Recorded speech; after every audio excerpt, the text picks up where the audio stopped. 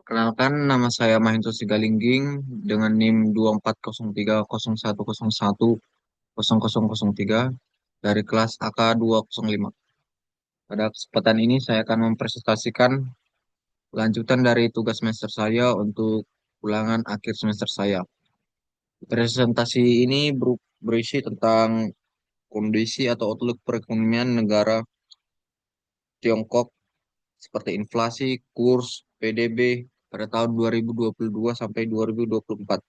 Kemudian presentasi ini juga berisi tentang neraca pembayaran dan neraca perdagangan atau kondisi ekspor dan impor negara Tiongkok pada tahun 2022 sampai 2024. Pada akhir ke presentasi saya juga akan memberikan sedikit kesimpulan.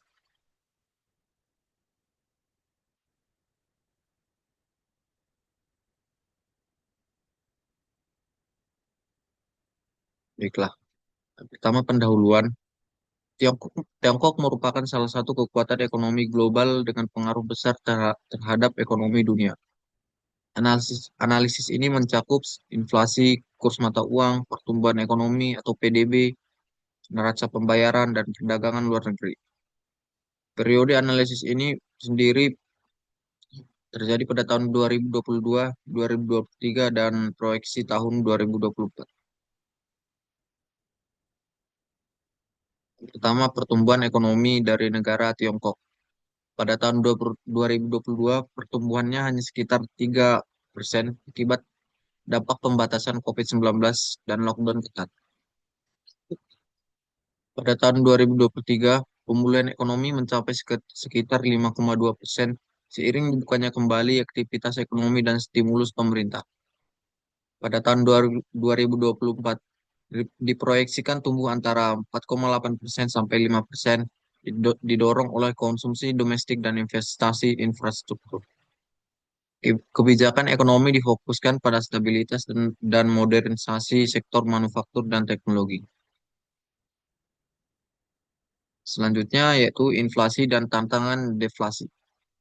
Pada tahun 2022, Tiongkok mengalami inflasi moderat sekitar 2%, sebagian sebagian karena harga makanan dan energi global.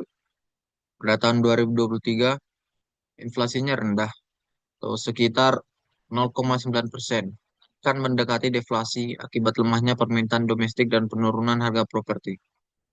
Terakhir, pada tahun 2024, pemerintah Tiongkok berupaya menjaga inflasi sehat di kisaran 1,5 sampai 2% melalui kebijakan moneter dan fiskal. Tantangan utamanya itu menstimulisasi konsumsi tanpa menyebabkan overheating.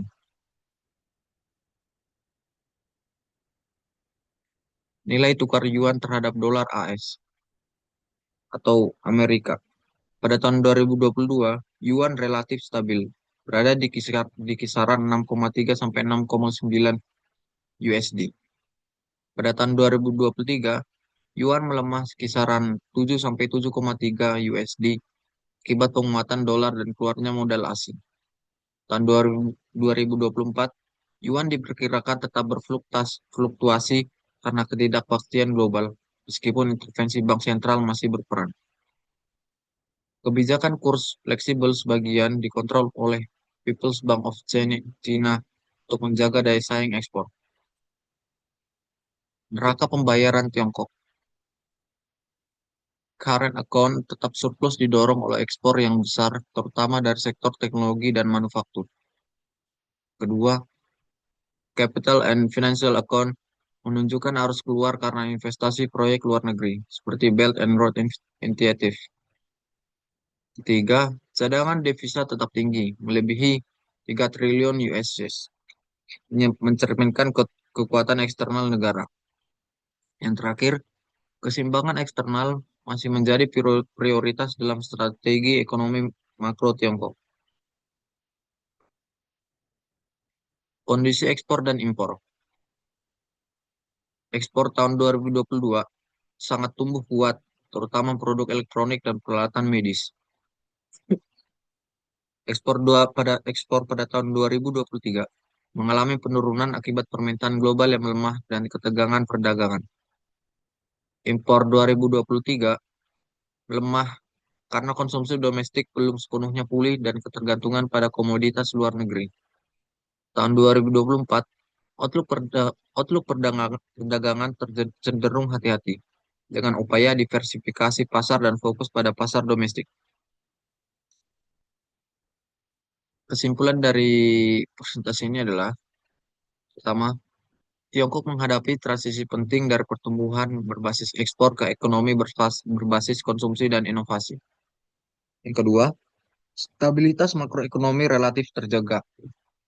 Namun tantangan besar tetap ada seperti sektor properti dan risiko deflasi. Yang ketiga, kebijakan ekonomi akan semakin diarahkan untuk menjaga pertumbuhan yang inklusif dan berkelanjutan. Kesimpulan yang terakhir yaitu peran Tiongkok sebagai pusat manufaktur dunia tetap kuat, namun tekanan geopolitik menjadi pertimbangan utama ke depan.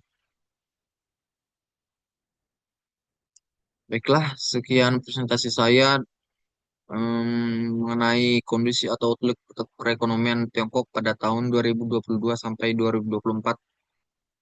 Semoga presentasi ini dapat berguna untuk memenuhi ulangan akhir semester saya di mata kuliah ekonomi makro. Jika ada kesalahan kata dalam pengucapan, saya mohon maaf yang sebesar-sebesarnya. Terima kasih.